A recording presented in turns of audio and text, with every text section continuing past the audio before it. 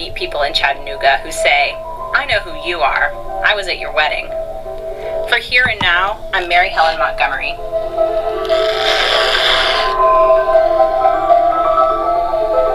And this is Here and Now.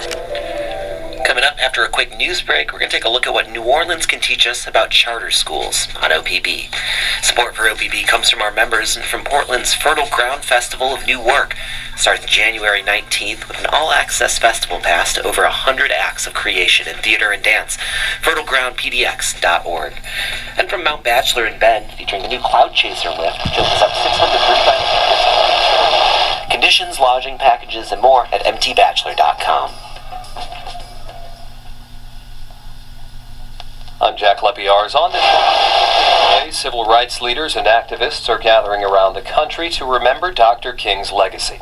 King's son, Martin Luther King III, met with President-elect Donald Trump today at Trump Tower, that meeting amid increased tensions between Trump and Congressman and civil rights leader John Lewis. Meantime, there is sharp criticism for Trump from European leaders after he called the NATO alliance obsolete over the weekend. Trump also predicted more members of the European Union will leave the bloc, just as the UK voted to do so last year. Both those comments represent a sharp change from the current administration. The 2016 World Series champion Chicago Cubs are at the White House today, meeting with President Obama. The president, who has adopted Chicago as his hometown, invited the team to the White House just hours after they won their first World Series in more than a century. You're listening to Here and Now.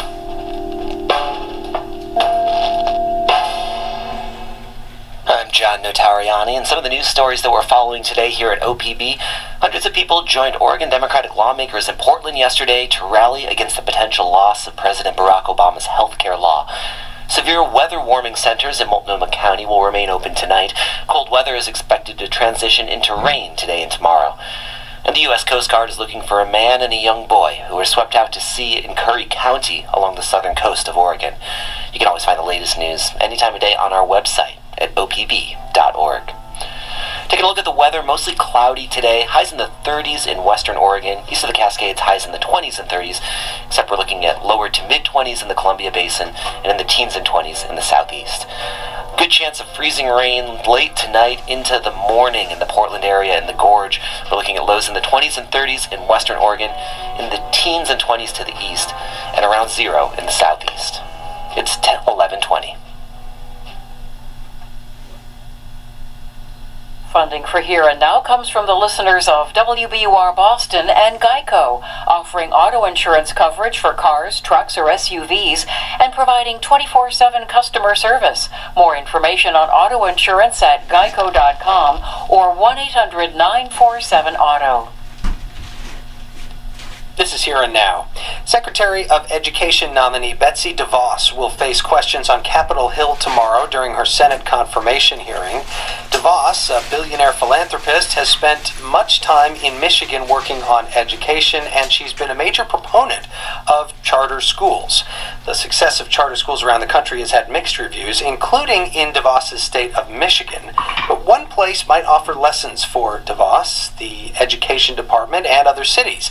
That would be New Orleans. That's according to Andrew Vanacore, deputy editor at the New Orleans Advocate and author of the Politico magazine piece, What New Orleans Can Teach Betsy DeVos About Charter Schools. Hi, Andrew. Hey, how are you?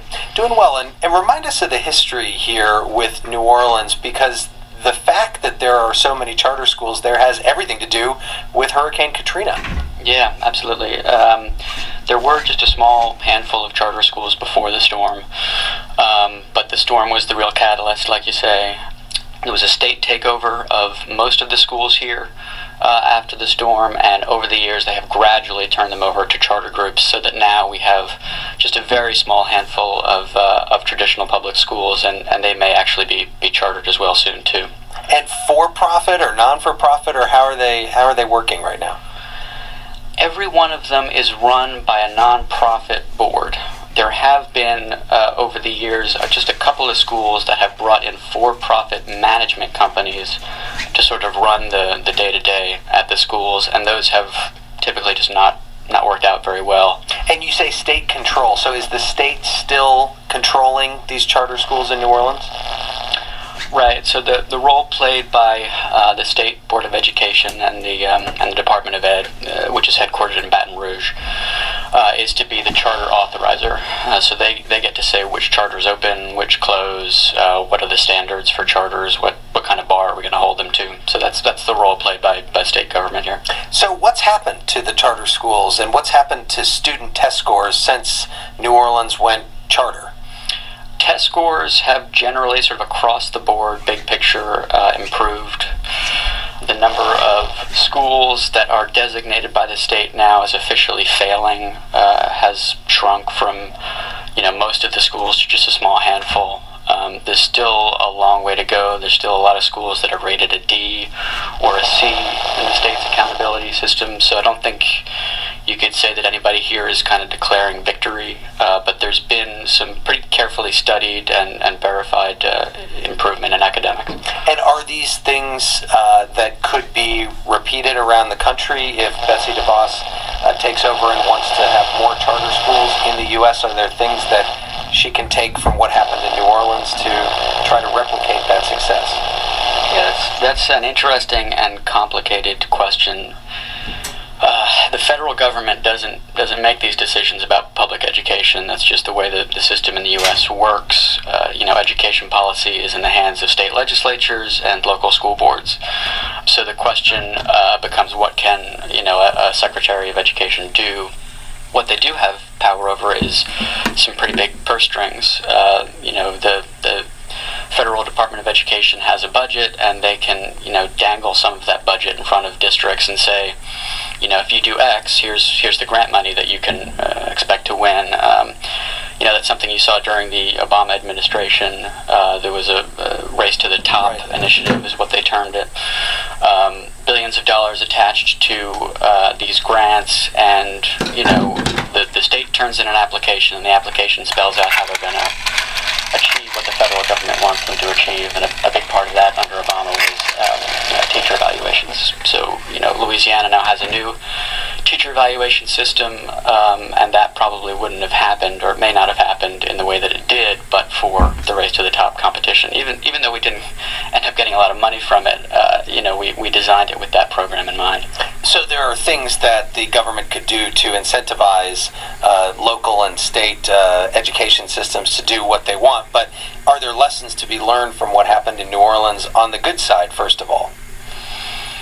Well, sure. I mean, I think what charter advocates take away from the whole New Orleans experience is that just giving schools the autonomy to experiment and make their own decisions about curriculum and hiring and all of that can lead to better outcomes than a traditional district where it's all being decided from a central office. When you free people up who are in a position to who are in the building every day with the kids, things can improve. Where has the system fallen short in New Orleans? Yeah, so obviously it's come with a lot of criticism and a lot of controversy. The biggest drawback that has gotten the most attention is the plight of students with special needs. And that can range from anything to students that just need speech therapy to students who are severely autistic and Warsaw need, Ghetto. A lot of intensive interventions. Years ago, before New Orleans instituted a central enrollment system, the charters just did their own enrollment, and there were questions about whether or not every school was taking their fair share of students with special needs, or kind of suggesting to certain families that maybe they should go to a different school. Someone in New Orleans needs some taking care of learning. special needs can be really expensive, and so the worry was kids were just kind of getting bounced from building to building, and there was evidence of that. There was a big lawsuit filed by the Southern Poverty Law Center. It resulted in a consent decree, a sort of court-ordered reform plan that requires stepped-up oversight on the part of the state. And now there is actually a central enrollment system where parents sort of rank their top choice of school. And Criminal harassment is an offense punishable by imprisonment for a term not exceeding 5 years, according to Section 264 of the Criminal Code of Canada. So this is our Canadian laws here. No person shall, without lawful authority and knowing that another person is harassed or recklessly as to whether the other person is harassed, engage in conduct referred to in subsection 2 that causes that other person reasonably, in all of the circumstances, to fear for their safety or the safety of anyone known to them. The conduct mentioned in subsection 1 consists of repeatedly following from place to place the other person or anyone known to them, repeatedly communicating with or either directly or indirectly the other person or anyone known to them, besetting or watching the dwelling house or place where the other person or anyone known to them resides, works, carries on business, or happens to be, or engaging in threatening conduct directed at the other person or any member of their family. Every person who contravenes this section is guilty of an indictable offense and is liable to imprison for a term not exceeding the rest of their fucking lives, or by an offense punishable on summary conviction. A conviction, according to the law or under the criminal code, can affect a person's right to practice a trade or a profession. Part of the current conversation in Key West, because all